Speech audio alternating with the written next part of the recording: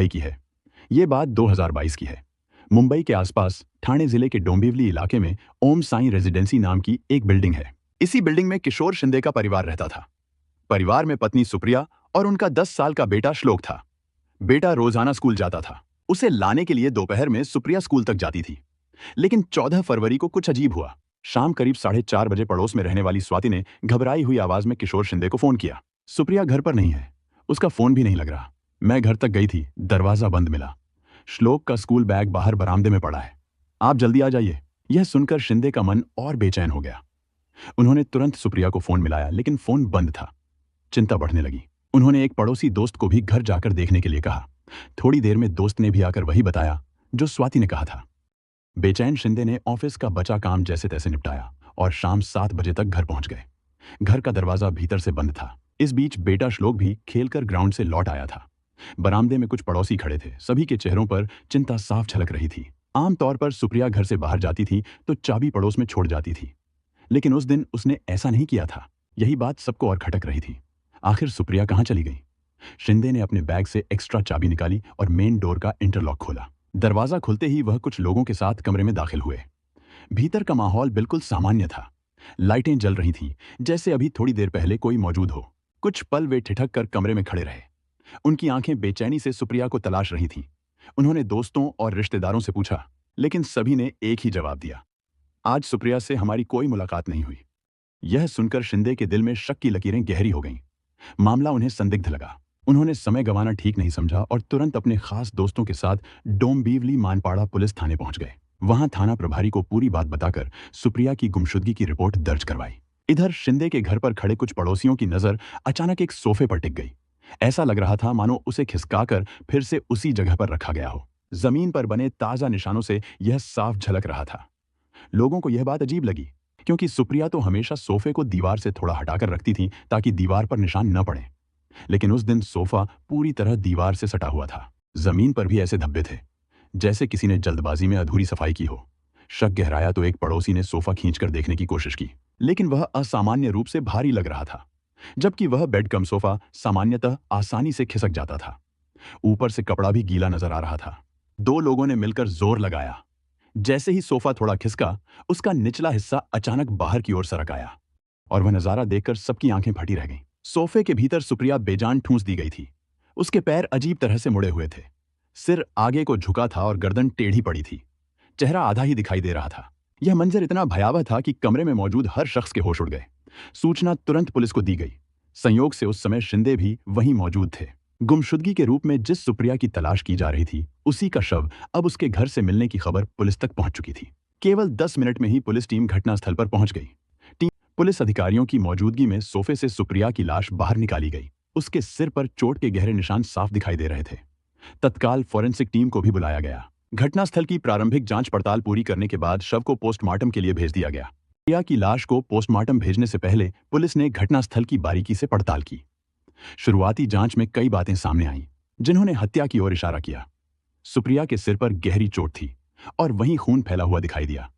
उसकी गर्दन नायलॉन की रस्सी और केबल से बंधी हुई थी। गर्दन पर बने छिलने जैसे निशान साफ बता रहे थे कि उसे जोर से दबाया गया था।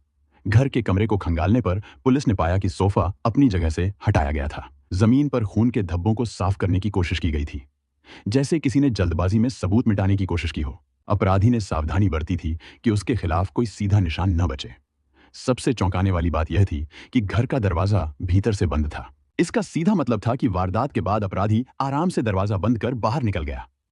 यह बात साफ हो चुकी थी कि हत्यारा घर की स्थिति और व्यवस्थाओं से अच्छी तरह वाकिफ था।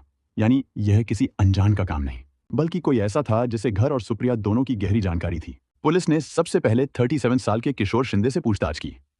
शिंदे ने बताया कि वो असल में सतारा जिले के कराड़ तहसील के रहने वाले हैं। 12 साल पहले उनकी शादी सुप्रिया से हुई थी।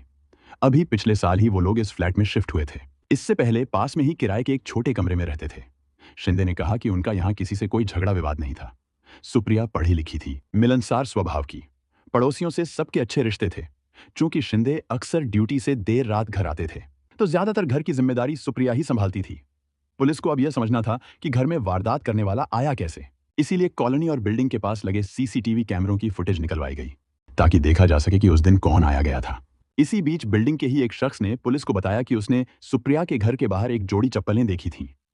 उसका कहना था कि शिंदे परिवार के लोग हमेशा अपनी चप्पलें बरामदे के कोने में रखे स्टैंड पर रखते थे, लेकिन उस दिन चप्पलें स्टैंड पर न होकर सीधे बाहर पड़ी थीं।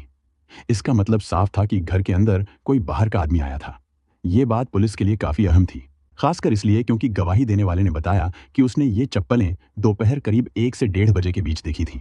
पुलिस ने उसकी मदद से अलग अलग तरह की चप्पलों की तस्वीरें दिखाईं। उसने ध्यान से देखकर पहचान ली कि शिंदे के घर के बाहर जोड़ी किस तरह की थी। इतना ही नहीं, उसने यह भी बताया कि ऐसी चप्पलें इस इलाके में एक खास व्यक्ति ही पहनता है। जांच के दौरान पुलिस ने देखा कि थाने में वही युवक भी आया था जिसने शिंदे को सुप्रिया की गुमशुदगी की रिपोर्ट लिखवाने में मदद की थी। और हाँ, उसके पैरों में वही चप्पलें थीं जो पहले शिंदे के घर के बाहर देखी गई थीं। शिंदे से जब पुलिस ने पूछा कि यह कौन है, तो पता चला कि उसका नाम विशाल है। वह शिंदे की बिल्डिंग से थोड़ी दूर ही रहता है और पहले भी 2-3 बार शिंदे के घर आया था। तुरंत उसे पूछताछ के लिए थाने बुला लिया गया। शुरुआत में विशाल ने अपना नाम नहीं बताया। उसने बस इतना कहा कि वही शिंदे से कहकर सुप्रिया की गुमशुदगी की शिकायत लिखवाने आया था। पुलिस ने उससे पूछा, तुम्हें कैसे पता कि सुप्रिया गायब है? यह सवाल सुनकर वह कुछ पल चुप रहा। पुलिस ने उसे डांटते हुए पूरा नाम और पता पूछा। तब उसने अपना नाम बताया, विशाल भाऊ भाट। और फिर जो कहानी उसने सुप्रिया हत्याकांड के बारे में बताई, वह सुनकर सभी लोग हैरान रह गए। पुलिस को विशाल ने बताया कि नवी मुंबई में उसकी एक प्रेमिका भी थी जो दूसरे शहर की रहने वाली थी। पिछले 3 महीने से वह घर चली गई थी और वापस नहीं आई। उसे याद करके विशाल की रातें अकेलेपन में गुजरती थीं। वह अक्सर अपनी ख्यालों में खोया रहता था। इसी दौरान उसकी नजर सुप्रिया पर पड़ी। विशाल कई दिनों से सुप्रिया की हर दिन की आदतों और गतिविधियों पर नजर बनाए हुए था। वह पूरी तरह बेचैन हो गया था क्योंकि अकेले में सुप्रिया से मिलने का मन था। अचानक उसे मौका मिल गया। एक दिन सुप्रिया मैगजीन की दुकान पर पुरानी सरिता और गृह शोभा पत्रिकाओं की तलाश कर रही थी। दुकानदार के पास वे नहीं थी और उसी समय विशाल भी वहीं था। विशाल ने झट से कहा कि उसे पता है ये पत्रिकाएं कहाँ मिल सकती हैं। वह जगह नवी मुंबई में थी, वहीं जहां वह काम करता था। सुप्रिया ने उसकी बात पर भरोसा कर दिया और उसे उन पत्रिकाओं के नंबर की लिस्ट दे दी जिनकी उसे जरूरत थी। साथ ही कहा कि जो भी मिल जाए वह ले आए। और यह बात 12 फरवरी 2022 की थी। विशाल 14 फरवरी 2022 की दोपहर को किताबों का एक पैकेट लेकर सुप्रिया के घर पहुंच गया। कालबेल की आवाज सुनकर सुप्रिया ने दरवाजा खोला। वह अलसाई हुई लग रही थी और अपना दुपट्टा संभालते हुए बाहर आई। बरामदे में विशाल खड़ा था। विशाल ने पैकेट सुप्रिया को थमाया जिसमें वह सारी मैगजीनें थीं जिनकी सुप्रिया को तलाश थी। उसने पैकेट लेने के बाद विशाल को अंदर बुलाया। सुप्रिया ने विशाल को सोफे पर बैठने के लिए कहा और पानी लाने चली गई। कुछ ही पलों में वह पानी का गिलास ले आई। विशाल धीरे धीरे पानी पीने लगा जबकि सुप्रिया मैगजीन का पैकेट खोलने लगी। पैकेट खुलते ही सुप्रिया चौंक गई और कुछ पत्रिकाएं उसके हाथ से जमीन पर गिर गईं। पता चला कि विशाल ने सरिता और गृह शोभा की बजाय अश्लील मैगजीनें पैकेट में रख दी थीं।